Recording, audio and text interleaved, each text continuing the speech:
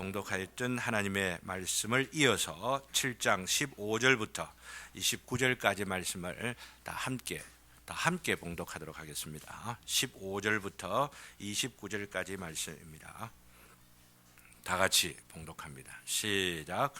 내 허무한 날을 사는 동안 내가 그 모든 일을 살펴보았더니 자기의 의로움에도 불구하고 멸망하는 의인이 있고 자기의 악행에도 불구하고 장수하는 악인이 있으니 지나치게 의인이 되지도 말며 지나치게 지혜자도 되지 말라. 어찌하여 스스로 패망하게 하겠느냐. 지나치게 악인이 되지도 말며 지나치게 우매한 자도 되지 말라. 어찌하여 기한 전에 죽으려고 하느냐. 너는 이것도 잡으며 저것에서도 내 손을 놓지 아니하는 것이 좋으니 하나님을 경외하는 자는 이 모든 악에서 벗어날 것임이니라. 지혜가 지혜자를 성읍 가운데에 있는 10명의 권력자들보다 더 능력이 있게 하느니라. 선을 행하고 전혀 죄를 범하지 아니하는 의인은 세상에 없기 때문이로다. 또한 사람들이 하는 모든 말에 내 마음을 두지 말라. 그리하면 내 종이 너를 저주하는 것을 듣지 아니하리라. 너도 가끔 사람을 저주하였다는 것을 내 마음도 알고 있느니라. 내가 이 모든 것을 지혜로 시험하며 스스로 이르기를 내가 지혜자가 되리라 하였으나 지혜가 나를 멀리 하였도다. 이미 있는 것은 멀고 또 깊고 깊도다. 누가 능히 통달하랴. 내가 돌이켜 전심으로 지혜와 명철을 살피고 연구하여 악한 것이 얼마나 어리석은 것이요 어리석인 것이 얼마나 미친 것인 줄을 알고자 하였더니 마음은 올무와 금을 같고 손은 보석 같은 여인은 사망보다 더 쓰다는 사실을 내가 알아내었도다. 그러므로 하나님을 기쁘게 하는 자는 그 여인을 피하려니와 죄인은 그 여인에게 붙잡히리로다. 전도자가 이르되 보라 내가 낱낱이 살펴 그 이치를 연구하여 이것을 깨달았노라. 내 마음이 계속 찾아보았으나 아직도 찾지 못한 것이 이것이라. 1000사람 가운데에서 한 사람을 내가 찾았으나 이 모든 사람들 중에서 여자는 한 사람도 찾지 못하였느니라. 내가 깨달은 것은 오직 이것이라. 곧 하나님은 사람을 정직하게 지으셨으나 사람이 많은 꾀들을 낸 것이니라. 아멘. 오늘 이 부분 저 부분의 말씀들이 복잡하게 얽혀 있는 것 같아서 전도서 가운데서도 쉽지 않은 부분으로 알려져 있습니다.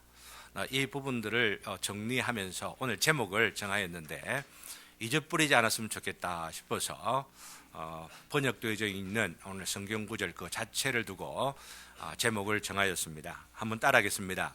여자는 한 사람도 찾지 못하였느니라.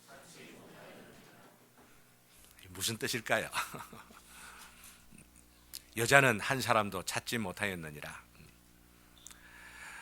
오늘 말씀부터 우리가 지혜자매가 봉독하였는데 6장 10절부터 이제 전도서의 후반부로 들었습니다. 전반부와 후반부로 나누어진다고 말씀드렸는데 6장 9절까지가 전반부 말씀입니다. 전반부 말씀을 간단하게 요약할 수 있겠습니까?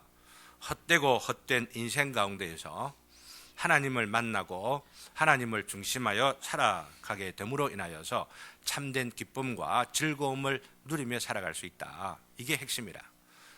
전도서가 절망과 허물을 그렇게도 강조하지만은 이것은 해 아래 있는 사람들, 다른 말로 말씀드리면은 하나님 없이 살아가는 사람들의 결론이고 하나님과 함께 살아가고 하나님 중심에서 살아가는 사람들에게는 허무와 절망 이 세상 가운데서도 참된 보람이 있고 기쁨이 있고 즐거움이 있고 소망이 있노라. 이것이 전반부의 핵심 요약이라 볼 수가 있고 후반부에서도 여전히 계속되는 것들을 우리는 보게 되어집니다. 그것을 강조하기 위하여 여러 가지로 이런 애도 써봤고 저런 애도 써봤고 이런 것도 실험해봤고 이런 것도 누려보았고 다 해봤더니 해 아래에서 잡는 건 공중에 바람 잡는 것 같더라 이런 이야기를 하죠. 그러면서 하나님 안에서 기뻐하고 즐거워하는 것이 어디로 말미암아 나는 거라고요? 우리가 애씀에서 나오는 게 아니고 하나님께서 주시는 것이 나오니 하나님 안에서 분복을 누리고 감사하고 기뻐하여라. 오늘도 이런 감사와 이런 기쁨 이런 소망이 우리 모두에게 있기를 주님의 이름으로 기원합니다. 천국의 기쁨이라는 게 어디에 있느냐? 이 원리를 알 때에 천국이 멀리 있는 것이 아니라 파랑새가 어디에 있다고요? 멀리 있는 게 아니라 바로 짐담 위에서 울고 있는 소리를 듣게 된 그 원리가 성경의 또 기본 원리라고도 볼 수가 있죠. 이제 후반부로 들어선다고 했는데요. 이 후반부는 크게 두 부분으로 나누어집니다. 사실 7장과 8장 한 부분이고 다음에 9장부터 마지막 11장까지 나누어지는 이 부분이 큰 부분이고 12장은 이제 대결론이죠. 12장 부분은 너무나 유명하기 때문에 대결론이 어떻게 나는가 하는 것을 대략이라도 여러분들 아시게 될 것인데요. 이 후반부에 크게 두 부분으로 나누어지는 이 부분을 오늘 6장의 10절부터 12절을 자세히 보면은 이미 두 부분으로 나누어서 설명하겠노라라고 하는 것을 암시하고 있습니다. 그러니까 오늘 6장 10절과 12절은 일종의 서론이라 이렇게 볼 수가 있다는 것이죠. 이 서론 부분에 마지막 12절을 보면은 두 가지 질문을 합니다. 그 두 가지 질문이 뭐냐면은 12절을 보면서 두 가지 질문이 뭘까? 여러분 찾아보시기를 바랍니다. 12절을 다 같이 읽습니다. 시작. 헛된 생명의 모든 날을 그림자같이 보내는 일평생에 사람에게 무엇이 낙인지를 누가 알며 그 후에 해 아래에서 무슨 일이 있을 것을 누가 능히 그에게 고하리요? 두 가지 질문이 있으면 무엇이 있겠습니까? 첫 번째 질문은 누가 알며 누구에게 고하리요? 누가 고하리요? 라고 했더니 이 질문이에요. 어떤 질문입니까? 일평생의 사람에게 무엇이 낙이겠느냐? 이 낙이라고 하는 것이 뒤에 나오는 말씀과 관계해서 이 본문 구절도 보면은 즐거움이라 이런 뜻이 아니고 좋은 것이라 이런 뜻입니다. 무엇이 좋은 것인지 어떻게 알겠느냐? 이것을 좀 더 어려운 말로 하면은 무엇이 선인 줄을 누가 알겠느냐? 이겁니다. 그러면서 7장부터 8장 오늘 묵상을 하게 되는 이 7장 부분을 통하여서 누구도 알지 못한다는 결론을 내립니다. 8장에서도 누구도 알지 못한다 결론을 내립니다. 이게 첫 번째, 선이라는 게 뭐냐? 좋다는 게 뭐냐? 좋다는 게 뭐냐? 여러분들은 좋다는 것 아십니까? 여러분 안다고 생각하십니까? 근데 좋은 것이 좋은 것이라고 한다면 여러분이 좋은 것하고 다른 사람이 좋은 것하고 어찌 다릅니까? 그렇잖아요. 내가 좋은 거면 다 좋다고 생각을 하면은 세상이 얼마나 살기가 좋겠습니까? 근데 내가 좋아하는 것하고 엄마 좋아하는 거 달라. 남편 좋아하는 것보다 아내 좋아하는 거 달라. 좋아하는 게 도대체 뭐냐? 좋은 게 도대체 뭐냐? 이 질문을 던지면서 답을 하는 것이죠. 그리고 두 번째 질문은 뭐냐면은 그 후에 해 아래에서 무슨 일이 있을 것을 앞으로 일어날 일이 무엇인지를 누가 알겠느냐? 누가 구하겠느냐? 미래의 일들을 누가 알겠느냐? 점치는 점쟁이들이 안다고 생각합니까? 서울에 있는 저 미아리 고개에 있는 점쟁이들이 이 점쟁이들이 보면은 우리 영도 저기 다리 밑에도 점쟁이가 있거든요. 근데 이거 점쟁이가 점을 그리 잘 친다고 한다면 부자로 살아야 될 텐데 돈이 어디로 가는지 어디로 흐르는지 누구에게 돈이 누구에게 복권되는지 기가 막히게 알 텐데 어찌 그리 찢어지게도 가난해. 근데 그런 사람한테 가가지고 내 점 좀 쳐주세요. 이런 보면 얼마나 바보 멍텅구리 같은 사람들이 세상에 있는지를 모르겠어요. 누가 알겠느냐? 누가 구하겠느냐? 누구도 모른다라고 하는 이야기입니다. 근데 이것이 무엇을 의미하느냐? 우리가 그러면 어떤 삶의 자세를 가져야 할 것이냐라고 하는 것들을 가르쳐주는 말씀들이 9장, 10장, 11장까지 이어지고 있는 것이죠. 그래서 크게 두 부분으로 나눈다 이 말씀을 드렸습니다. 그러면서 12장의 최종 결단을 요구하고 있죠. 젊은이들에게 그리고 인생이 무엇인지 굉장히 놀라운 풍류를 통하여서 나이가 들면은 그건 12장 가서 살펴보도록 하고 그죠? 기가 막힌 이 우화 혹은 풍류 알레고리를 통하여서 잊을 수가 없는 결론에 우리들에게 인도하고 있는 것을 보게 되어집니다. 오늘 말씀을 오늘 본문을 특별히 그러한 맥락들 가운데에서 상고하면서 우리는 주제가 뭐냐면 극단적인 삶을 살지 말고 치우치는 삶을 살지 말고 지혜롭게 참된 중용의 길을 따라 살아가자라고 하는 겁니다. 참된 성경적 중용의 길을 따라가자라고 하는 겁니다. 그렇기 때문에 오늘 여자는 한 사람도 찾지 못하니라라고 하는 것을 여러분들이 인상적으로 새기기 위하여서 대놔놓고 그 뒤에 부주제를 말하기를 성경적 중용의 길이라고 붙여두었습니다. 참된 좋은 것에 그게 뭐냐? 참으로 좋은 것의 그 본질이 뭐냐? 그 기준이 뭐냐? 이걸 알아야 중용을 취할 수가 있는 것 아닙니까? 그래서 극단적인 치우치는 삶을 살지 말고 지혜롭게 참된 성경적 중용의 길을 걸으며 살아가자라고 하는 것이 오늘 주제인 것을 미리 말씀을 드립니다.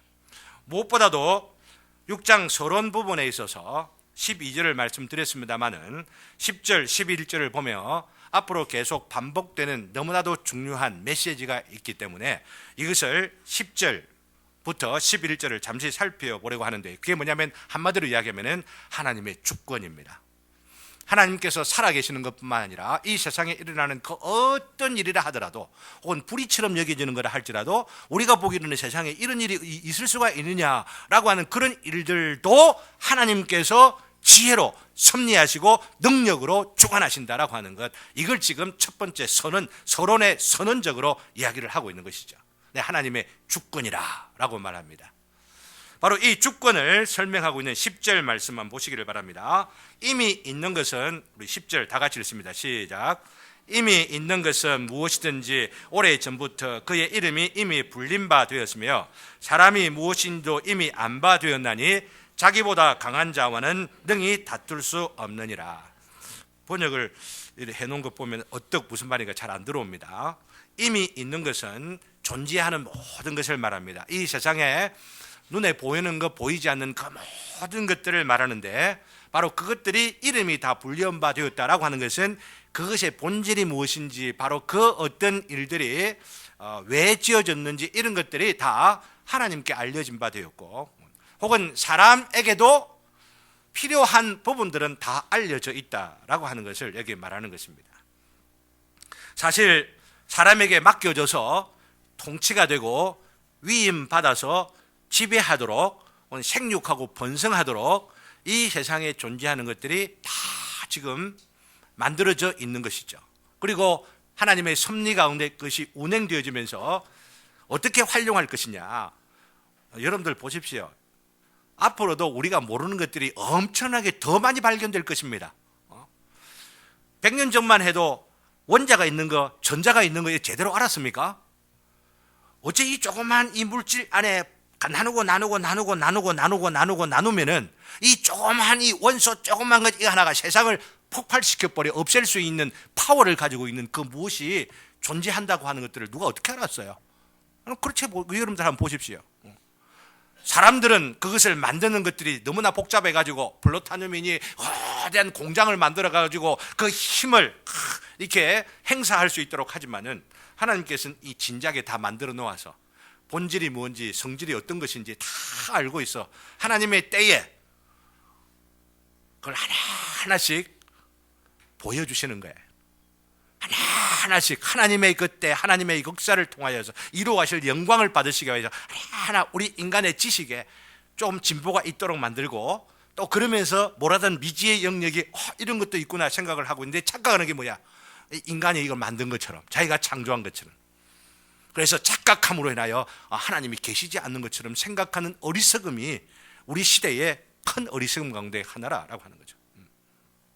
어쨌든 여기에 있는 말씀 보면서 사람에게 알려졌다고, 하나님에게 알려졌다고 이런 말씀을 하시는데, 우리가 이미 이것은 성경에 나타나 있는 놀라운 기록들 중에 우리들에게 가르쳐주는 교훈들이라고 볼 수가 있습니다. 아담이 자기 앞에 짐승이 다 나온 것을 보고 어떻게 했다고요? 이름을 다 붙였다라고 말하죠. 이름 붙였다라고 하는 것은 굉장히 합리적이고 논리적이고 조직적이고 이성적이어서 그 모든 것들을 분류했다고 하는 이야기입니다.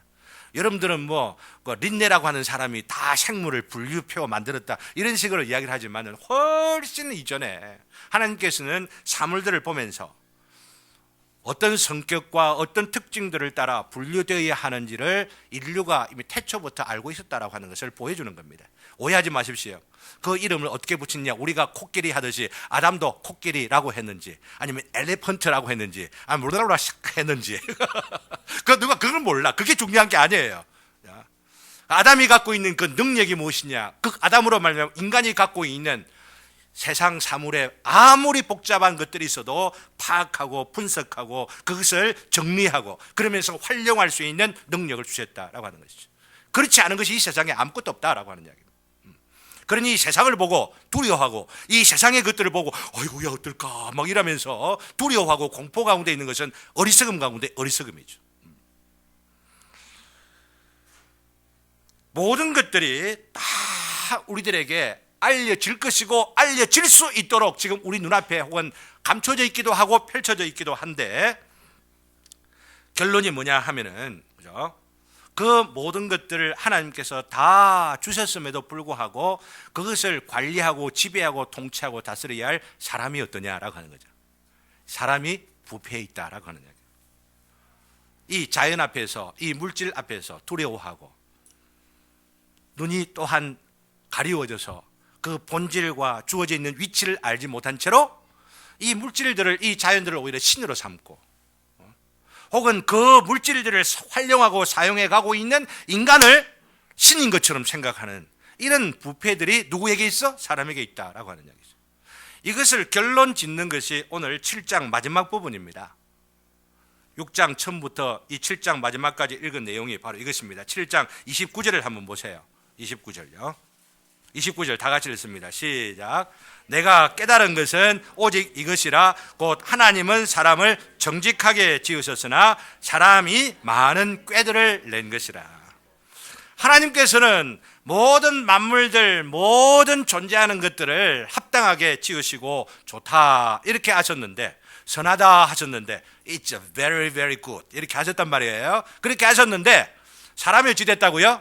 스스로 부패해져서 그 다음에도 꾀를 내가지고 이 사물들을 제대로 볼 줄 못하고 정리할 줄 못하고 다스릴 줄 못하고 통치할 줄 모르고 오히려 이 물질과 자연과 존재하는 사물들을 왜곡하고 변질시키고, 그러면서 자신의 욕망을 따라서 오히려 이 자연을 훼손하고 오염시켜 가고 있는 것이 인간의 실상이라. 이것을 여기에 말합니다. 하나님은 사람을 정직하게 지었으나 사람이 많은 꾀를 내었느니라. 여기 말씀이라. 그래서 심지어는 정직한 사람을, 마음에 부패함이 없는 사람을 사람들 중에 하나도 찾을 수 없다라고 하는 것이 오늘 29절이 바로 그 결론이고 바로 앞구절에 있는 말씀입니다. 앞구절에 있는 이 말씀이 조금 번역이 애매해서 그 말씀이 연결되어 바로 탁 들어오지를 않을 것인데, 그게 바로 결론이라고 볼 수가 있습니다. 바로 28절 말씀 다시 한번 읽으면서 제가 설명을 드리겠습니다. 다 같이 시작. 내 마음이 계속 찾아보았으나 아직도 찾지 못한 것이라. 1000사람 가운데 한 사람을 내가 찾았으나 이 모든 사람들 중에서 여자는 한 사람도 찾지 못하였느니라. 여자는 한 사람도 찾지 못하였느니라라고 할 때 뭘 찾는다라고 하는 이야기입니까? 바로 29절에 있는 마지막 부분하고 연결되어지면은 사람들이 꾀를 지어내고 있기 때문에 그 꾀로 인하여서 사람들이 어떻게 됐다고요? 부패해 있다고 하는 이야기입니다. 썩었다고 하는 겁니다. 문드러져 있다는 이야기입니다. 다 냄새가 다 나, 사람마다 다. 이걸 지금 강조하는 거예요. 사람들 가운데에 정직한 사람, 사람들 가운데에 의로운 사람, 사람들 가운데에 부패되어 있지 아니한 사람을 찾고자 했는데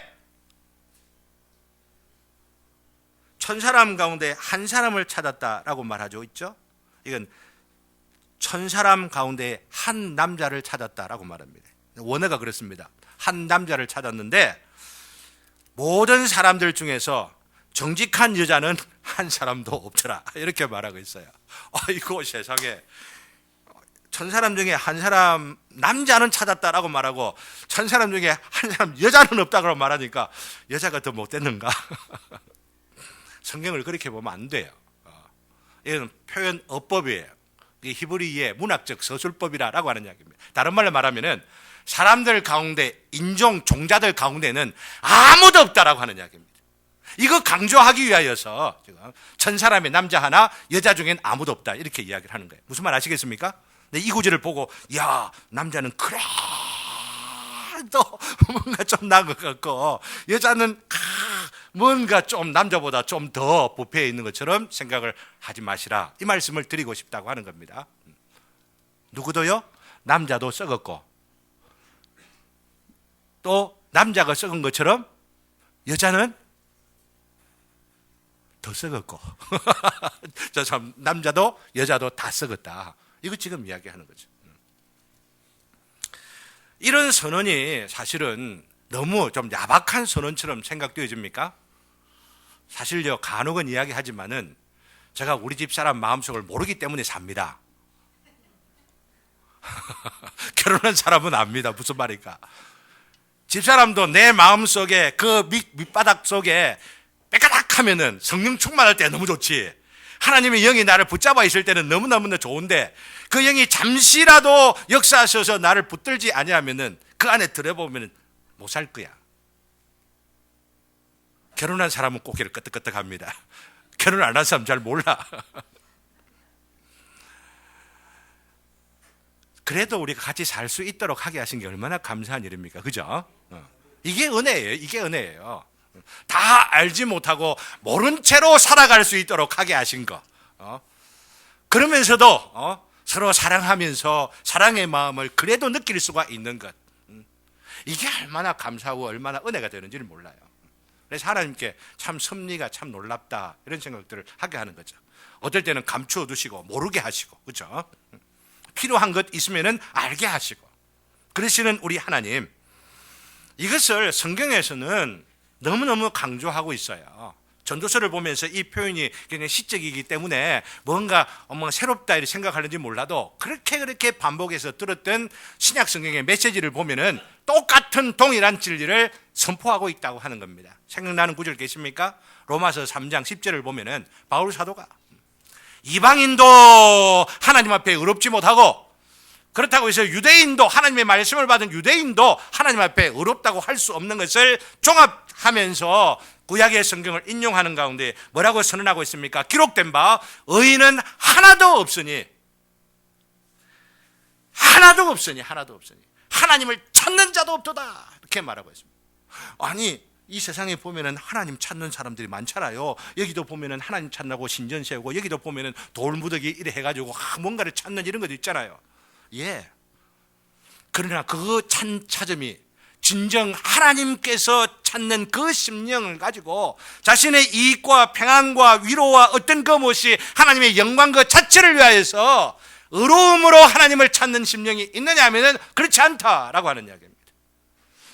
오히려 종교의 이름으로 아니면은 어떤 신을 이름하여서 다 자기의 만족과 자기의 즐거움과 자기의 어떤 그 위로를 위하여 찾는 것이지 참 하나님을 위하여서 하나님과 영광을 위하여 찾는 자가 없다고 하는 바로 이 선언이, 다른 말로 말씀드리는 우리 인간의 마음속에는 부패함이 있다라고 합니다. 원천적으로 하나님께서 정직하게 만드셨지만 사람이 스스로 부패하여서 그 정직함을 훼손시켜버리고 오염시키시고 부패하여서 자기의 정욕과 자기 중심으로 살아갈 수 있는 존재가 되어져 버렸다. 많은 꾀를 내어서 그러한 인간의 모습조차도 인정하지 아니하면서 나는 하나님 앞에 어떻게 하면은 스스로 의롭다고 인정받을까 욕심을 내면서 종교적인 행위를 하는 것.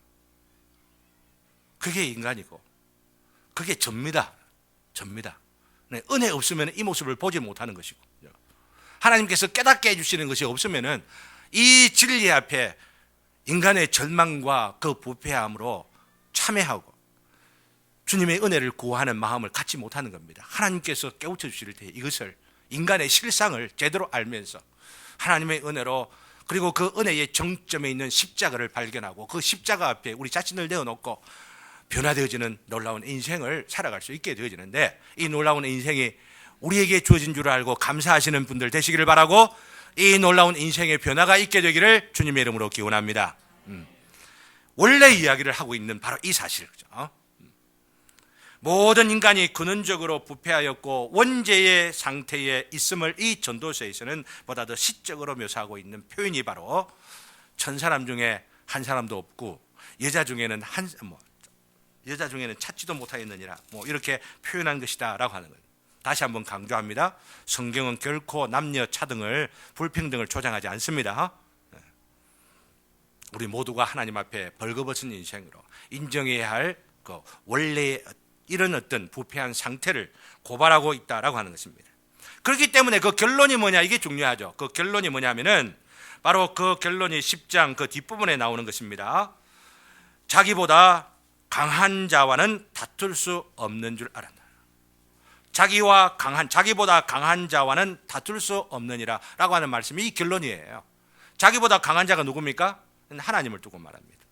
나보다도 힘 조금 센 그런 사람을 말하는 것이 아니고, 힘 좀 세도 다른 것 가지고, 그죠? 그 사람을 이겨낼 수 있는 그런 것들이 있죠. 그러나 절대 강자가 누구예요? 하나님이시죠. 네, 하나님과는 다투어서는 다툴 수도 없고 다투어서도 안 된다라고 하는 이야기입니다. 다투면 누가 손해? 사람이 손해라고 하는 거죠, 사람이. 근데 하나님하고 다투려고 하는 사람들이 참 많이 있어요. 여기 있는 이 말씀이 뭐냐면, 하나님의 그 강하심, 하나님께서 지혜로우시고 능력 있으시고 그 섭리 가운데 모든 것들을 당신의 뜻으로 이루어 가신다라고 하는 이 주권을 인정하고, 일어나는 모든 형편, 어떤 형편인지 어떤 사정이든지 하나님의 그 섭리의 손길 가운데에 지혜롭게 살아가라 라고 하는 말씀이 오늘 말씀의 결론이라고 하는 이야기입니다. 하나님을 인정하는 바로 이것으로부터 시작해서, 이것이 하나님을 인정하고 경외하는 것이 모든 지식의 근본이라 이렇게 말하지 않았습니까?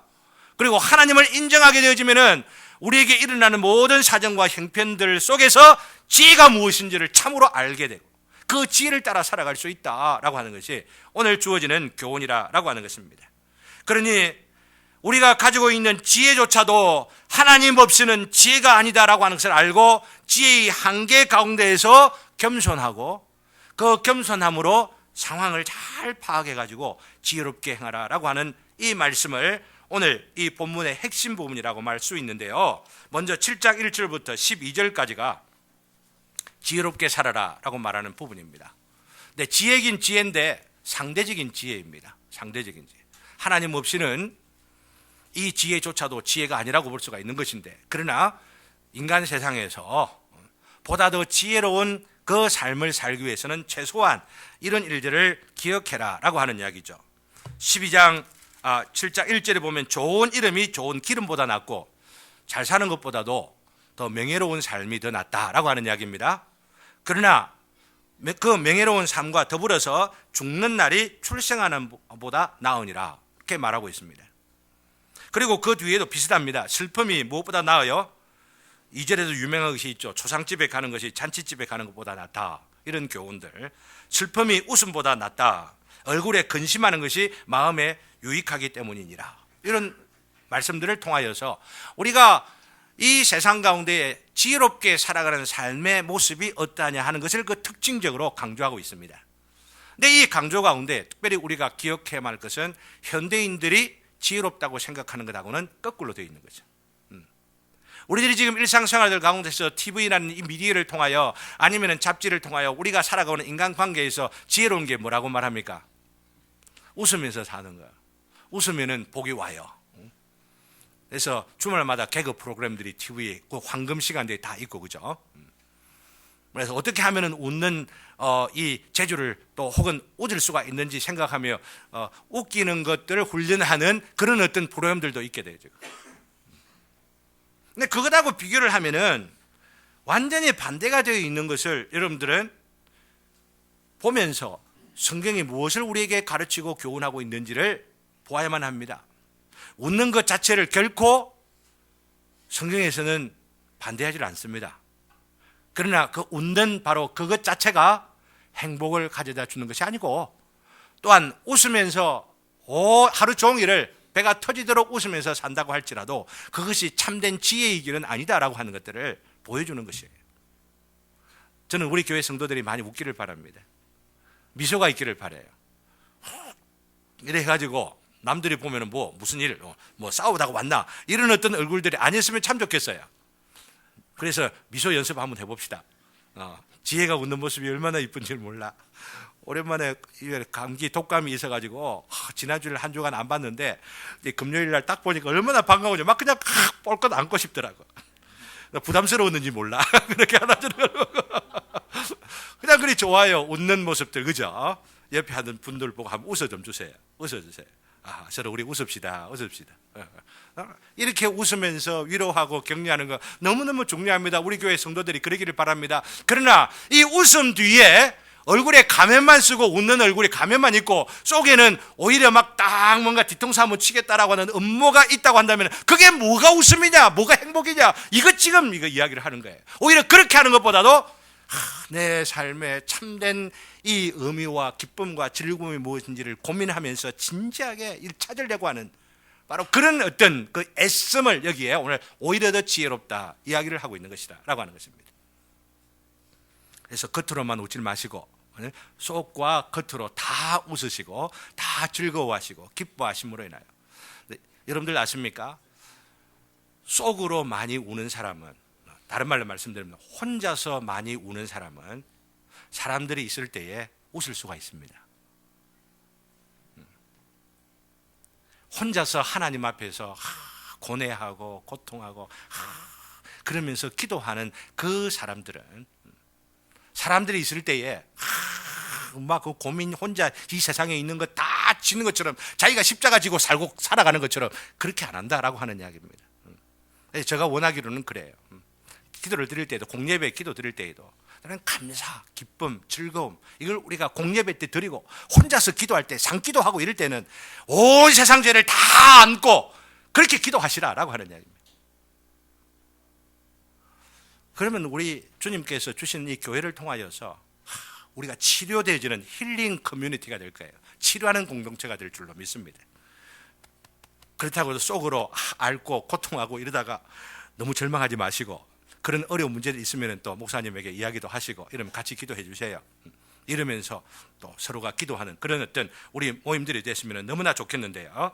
오늘 여기 보면은 현대인들이 강조하는 것과 너무 다르다라고 하는 것들을 보면서 오늘 6절에 재미있는 표현이 나오죠.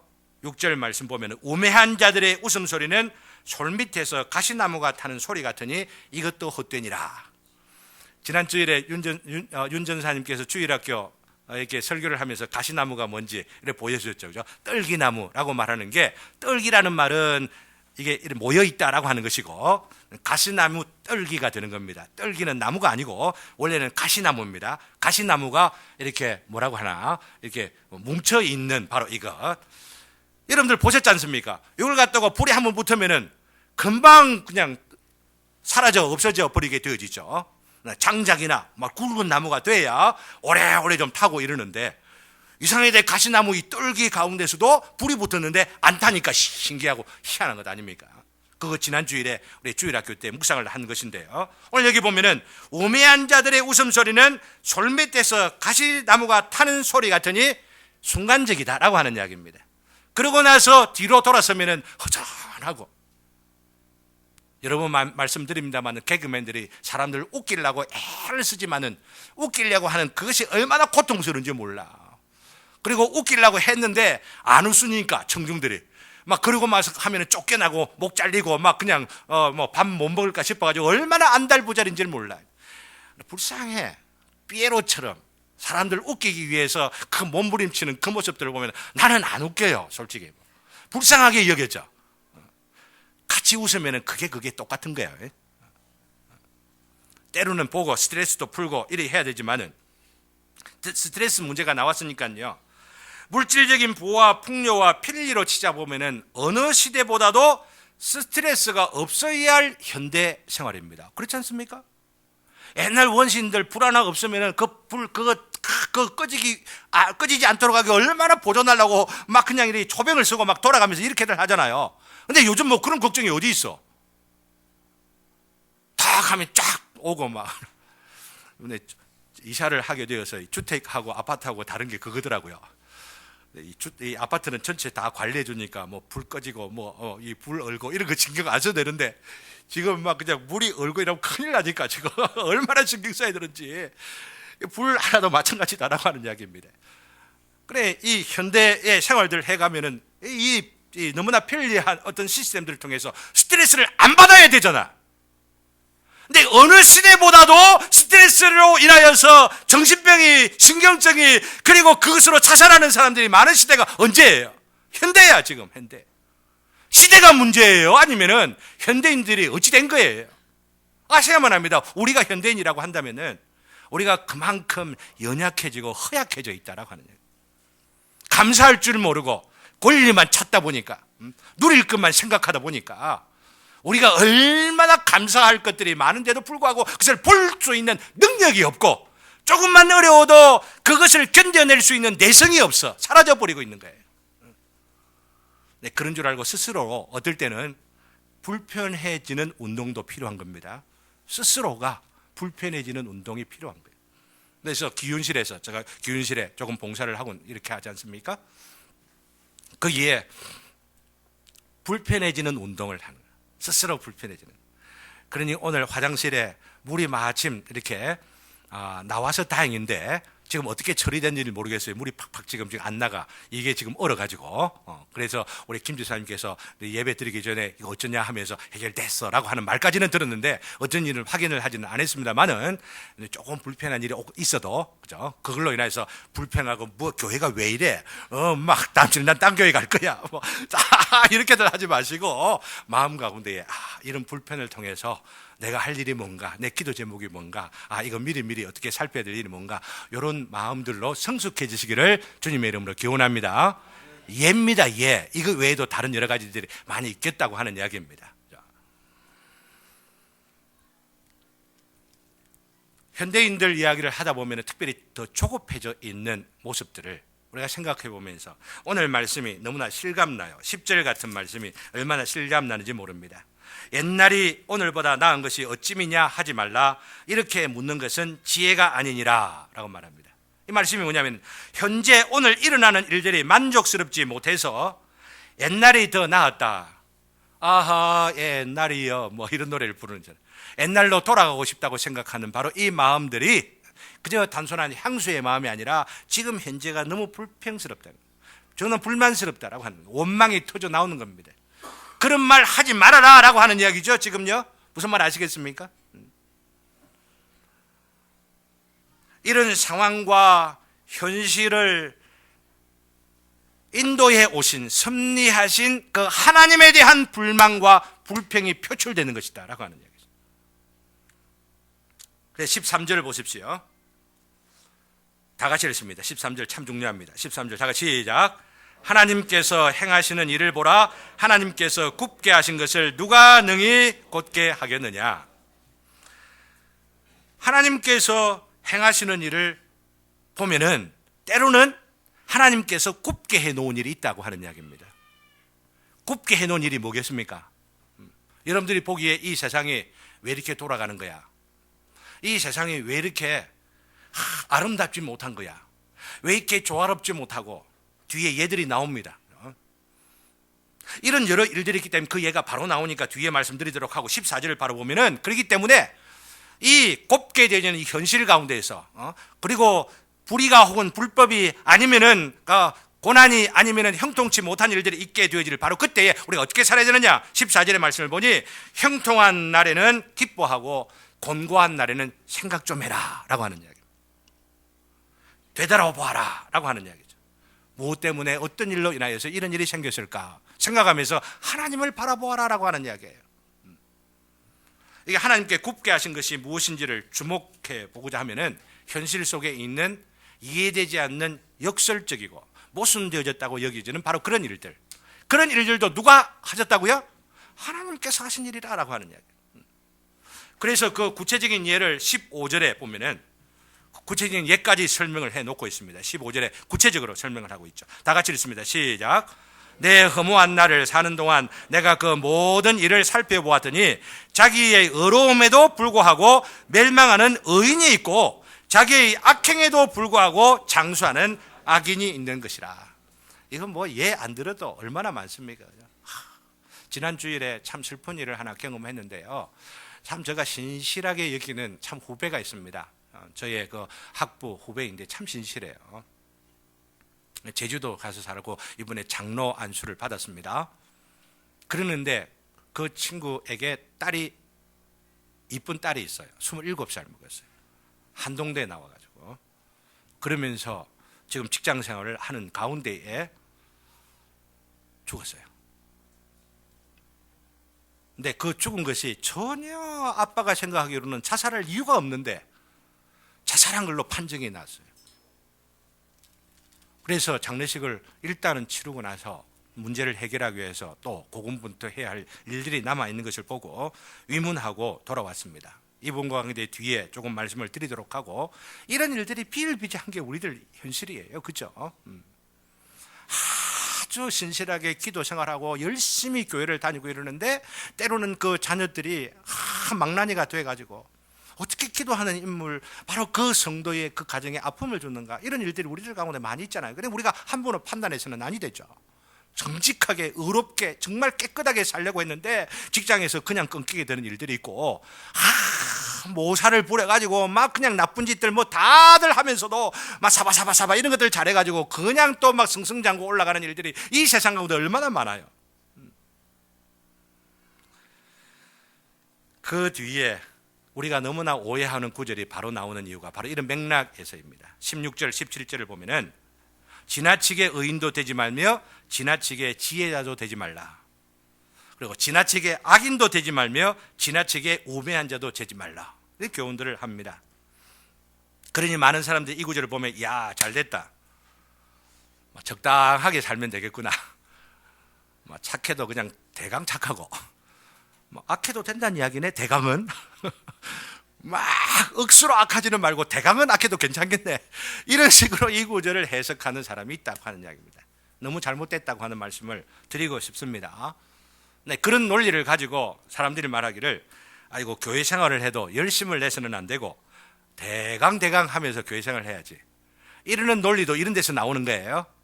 목회자하고도 아이고 너무 가까이 지내면 막 결국 뭐 목회자 뭐 그 구린 거 뭐 다 보고 뭐 어쩌고 이러니까 멀찌감치 막 그리들 일이 봐야지, 이리 생각하는 논리도 이런 데서 나오는 겁니다. 여러분들 어떻게 생각하세요?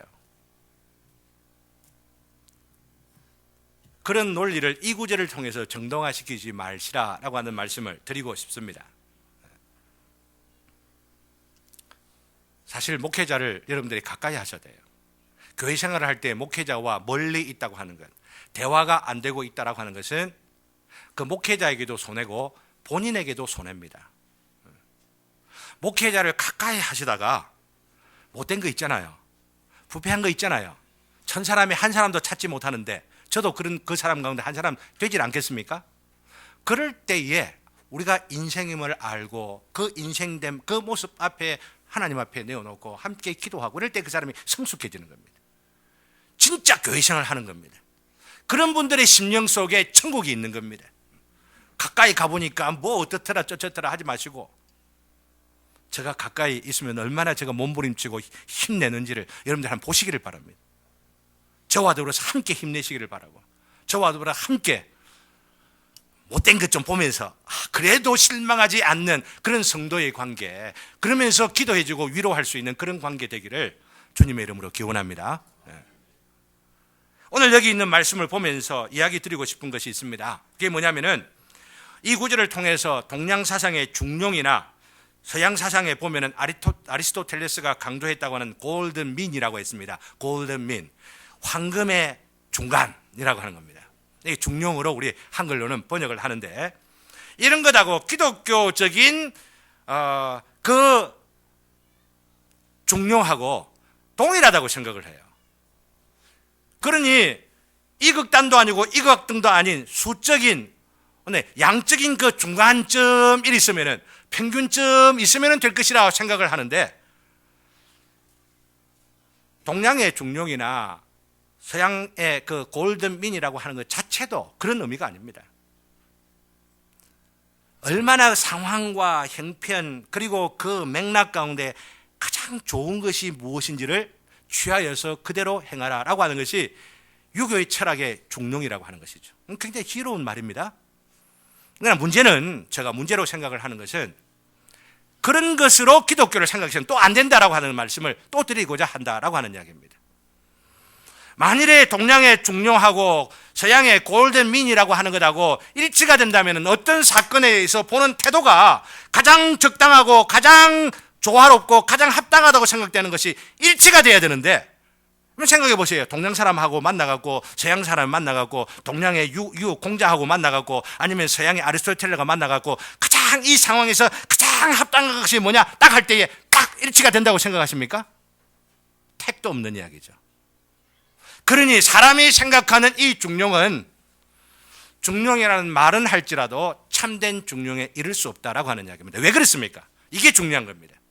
참된 중용이 되려고 한다면 무엇이 옳으냐, 무엇이 선하냐, 무엇이 좋으냐라고 하는 것에 기준이 있어야 돼요. 기준이. 그 기준이 무엇입니까? 하나님이잖아요. 하나님. 하나님의 어떤 기준이 있는 거예요? 하나님을 기준으로 살아라고 선악과를 두었는데 나는 하나님을 기준으로 삼기 싫소. 내가 기준이 되어야 되겠어. 내가 하나님이어야 되겠어. 라고 하는 그 마음으로 선악과를 따먹은 거라고 하는 이야기. 그게 인류의 범죄예요. 그러니 다 꾀를 내어서 하나님이 정직하게 만들었지만 자기가 기준되어 살아가겠노라고 하는 바로 그런 생각들로 인하여서 이 세상이 부패해져 있는, 오히려 더 악해져 가고 있고, 오히려 더 오염되어 가고, 오히려 더 불행해져 가고 있고, 더욱더 화려해지고 더욱더 뭔가 부유한 것 같은데도 스트레스를 더 많이 느끼게 되는 그런 세상이 되어져 가고 있다고 하는 거예요. 그러니 지나치게 의인이 되지 말라라고 하는 것은 무슨 말이냐면은 하나님께서 기준이나 중심이 되지 않는 그런 의를 추구하지 말라라고 하는 이야기예요. 하나님이 기준되는 그 의를 철저하게 추구해라라고 하는 이야기예요. 하나님 없이 내가 의로워질 것이라 생각하는 사람들이 얼마나 많은지를 몰라요. 나는 지혜롭게 살리라, 나는 중용으로 살리라, 나는 적당하게 교회 생활하면서 딱 거리를 딱 중간쯤 내가 이거 하리라. 이게 하나님 없이 살아가는 중용이라고 하는 얘기예요. 목사하고는 깊이 사귀질 않아야 되겠고, 적당하게 그 거리를 누가 정해요? 그 거리가 적당하다는 거 누가 정해요? 하나님이 정하셔야 되는데 자기가 정하는 거야. 자기가. 그게 중용이니, 그게 지혜니, 택도 없는 말씀들. 죄송합니다. 이런 거 생각하면 왜 올바른 중용에 대하여 고민하며 참된 중용을 취하려고 하지 아니하는지, 진지하게 이런 말씀 핑계대가지고 성경에 있는데 핑계대면서 진리 앞에, 그리고 그 거룩하신 하나님 앞에 부들부들 떠는 것이 요즘 너무너무 사라져가고 있고, 대강해, 그건 병이야, 환자야, 이런 어떤 논리들이 이 시대에 얼마나 많이 지금 팽배져가고 있는지, 열정이 없어요. 헌신이 없어요. 자기의 삶을 던지는 그 어떤 무엇이 없는 이 시대가 되어져 버리고 있다는 얘기예요. 세상의 역설과 모순을 있는 그대로 받아들이면서, 그런데 하나님께서 다 그렇게 굽게 해 두신 거기 때문에 하나님하고 싸우고 다투고 이러면 손해보는 우리 인간이기 때문에 이런 거 다 받아들이면서 우리가 감사하고 기뻐하면서 하나님께서 나에게 이 역설적 상황, 이 모순적 상황, 이해되지 않는 상황들 가운데 원하시는 바가 무엇인지를 생각하면서 하나님의 뜻을 구하고 검생을 쫓아서 살아가려고 하는 바로 이것이 중용이고 성경적 중용이고, 이것이 참 지혜로운 삶이라 이 말씀을 지금 하고 있는 것입니다. 시간이 갔기 때문에 말씀을 줄이려고 합니다. 지난 주일에 제가 말씀드렸던 제 후배의 딸, 27살 꽃다운 나이에 죽어 장례식에 문상을 갔던 얘기를 앞에 드렸는데, 그 후배가 저한테 하는 말입니다. 이런 후배들이 우리 교인들, 성도들 되었으면 참 좋겠다 싶어요. 하는 말이 뭐냐면은, 하나님께서 내 귀한 딸을 데려가신 것은 이 딸을 혹여라도 내가 하나님 대신해서 우상으로 삼고 있었지 않았는지 돌이켜보느라 라고 말하는 겁니다. 하나님 앞에서 이 딸을 두고 소망을 이 딸에게 주고 이 딸에게 내가 모든 것을 걸면서 살아온 나 자신이 아닌지를 생각해 보느라 눈물이 칭하게 나더라고요. 내가 너에게 무슨 이야기를 더 하겠느냐. 그 마음 갖고 살아라. 그 마음 갖고 승리해라. 이야기밖에 못했습니다. 이 친구가 오늘 본문 뒤에 자세히 설명할 시간들은 없습니다만은 자신의 생활에서 유혹을 발견하고, 어떤 유혹입니까? 마음은 올무와 금을 갖고 손은 포승 같은 여인, 26절, 이런 여인과 같은 유혹들이 많이 있다고 하는 이야기입니다. 그런 유혹들 가운데에서도 거기에 넘어지지 아니하고, 하나님께서 정직하게 지으셨지만 그럼에도 불구하고 타락하고 부패하여 상존하고 있는 자신 안에 있는 많은 꾀들의 이 증상들, 바로 이 병리적인 이 사고방식들을 간파하면서 천사람 가운데서도 한 사람도 찾아낼 수 없을 정도로 자신이 부패해졌다는 걸 인정하면서 겸손하게 하나님 앞에 하나님의 뜻을 구하고 하나님께서 주시는 그 지혜를 쫓아 순종하면서 살아가려고 하는 바로 그 사람이 성경적 중용의 길을 걸어가는 자들이에요. 이 후배가 그 후배 아닌가, 이 여기에 있는 인물이 아닌가를 생각하면서 여러분들에게 추천하고 여러분들에게 말씀드리면서 우리 모든 성도들의 심령 속에 참으로 지나치게 하나님 없이 자기 의로움을 주장하면서 살아가는 그런 자들이 아니라 하나님 안에서 하나님의 의만이 나의 의라고 하는 인정하고 그로 인하여 더욱더 겸손하고 더욱더 지혜롭게 더욱더 하나님의 뜻 가운데에 충성하시고 헌신하심으로 인하여서 하나님의 놀라운 은혜와 그 기쁨과 즐거움을 누리며 살아가는 저와 여러분 되시기를 주님의 이름으로 기원합니다. 이 말씀을 생각하면서 우리 찬송 하나를 같이 부릅시다.